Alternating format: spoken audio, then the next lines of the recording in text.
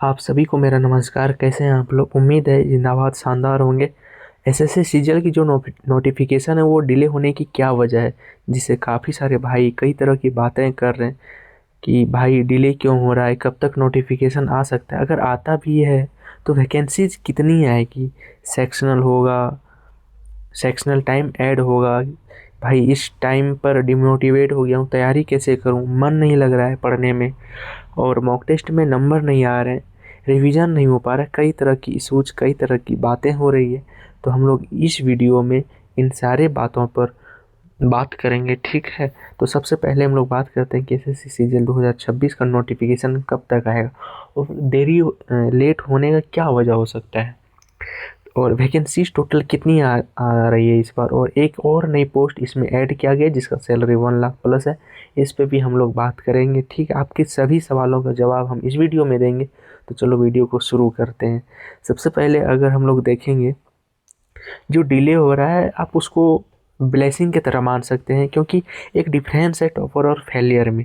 जो टॉपर होते हैं ना, वो इसका फ़ायदा उठाते हैं, क्योंकि उनके पास एक्स्ट्रा टाइम मिल जाता है रिवीजन का, मॉक टेस्ट देने का, एनालिसिस करने का, ठीक है। जो एक्स्ट्रा टाइम मिला है वो टॉपर इनका यूज करते हैं। और फेलियर जो होते हैं, जो एग्ज़ाम नहीं क्रैक कर पाते हैं, वो सिर्फ एक चीज़ देखते हैं कि वो वेट करते हैं नोटिफिकेशन का, कि बोलते हैं नोटिफिकेशन आएगा तब हम अपना तैयारी शुरू करेंगे। और टॉपर तब तक अपना सिलेबस, रिवीजन, प्रैक्टिस, हर चीज़ वो ख़त्म कर चुका होता है, ठीक है। बस वो प्रैक्टिस पे प्रैक्टिस करता है लास्ट टाइम पे, और आप नोटिफिकेशन का वेट करते हैं। तो यहाँ पे आपको वेट नहीं करना है नोटिफिकेशन का। अभी भी आपके पास समय है, इनफ समय है कि आप उतना रिवीजन, उतना प्रैक्टिस कर सकते हैं, ठीक है। और यहाँ पे अपना टाइम वेस्ट नहीं करना है, इसको अपग्रेड करना है, अपना योर सेल्फ करके, स्टडी करके इसको अपग्रेड करना है, ठीक है।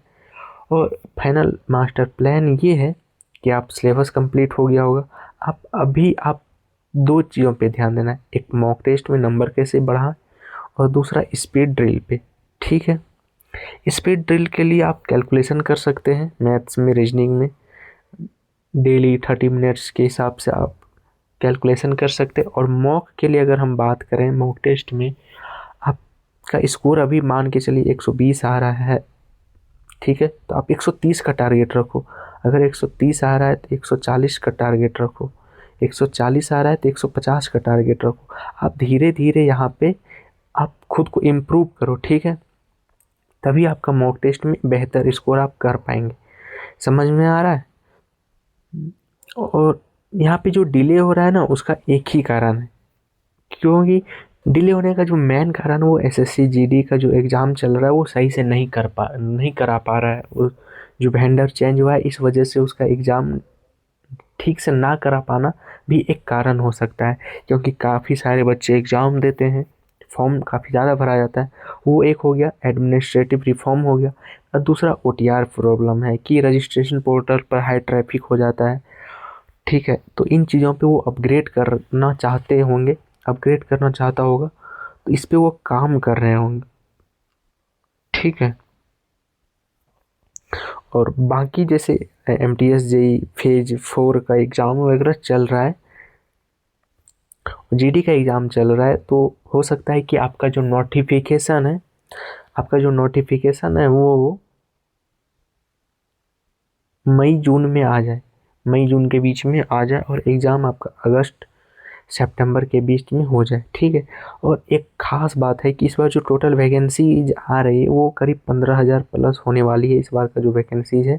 और इसमें जो एक नई पोस्ट ऐड हो रही है वो डबल डबल ए ओ हो रहा है, यानी कि ये ग्रुप बी का पोस्ट है और गेजेटेड पोस्ट है, सीधे राजपत्रित अधिकारी।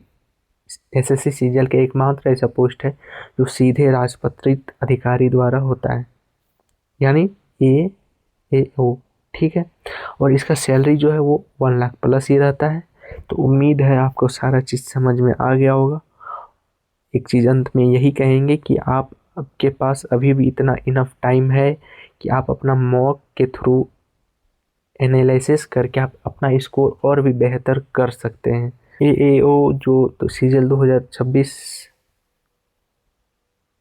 सीजीएल 2026 के लिए सबसे बड़ी खुशखबरी यही है कि डबल AO का जो वैकेंसीज है वो टोटल 1017 वैकेंसीज है, जो कि 2022 में लास्ट टाइम आया था। ठीक है, तो उसके बाद अब आ रहा है, तो बहुत बड़ा मौका है एक अच्छी पोस्ट में जाने के लिए। ठीक है, और एक चीज़ यहाँ पे एक चीज़ और कहेंगे कि अभी आपके पास इतना समय है कि आप अपना स्कोर मॉक टेस्ट के थ्रू बढ़ा सकते हो, क्योंकि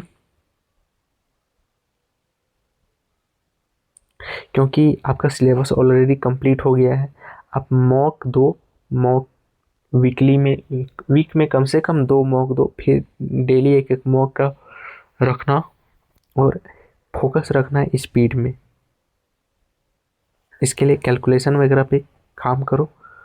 ठीक है, उम्मीद है कि आपको ये वीडियो पसंद आया होगा, और कोई डाउट है तो आप कमेंट कीजिए, और अगला वीडियो किस टॉपिक पे चाहते हैं वो भी कमेंट कीजिए। ठीक है, मिलते हैं किसी और वीडियो में, तब तक के लिए थैंक यू, जय हिंद।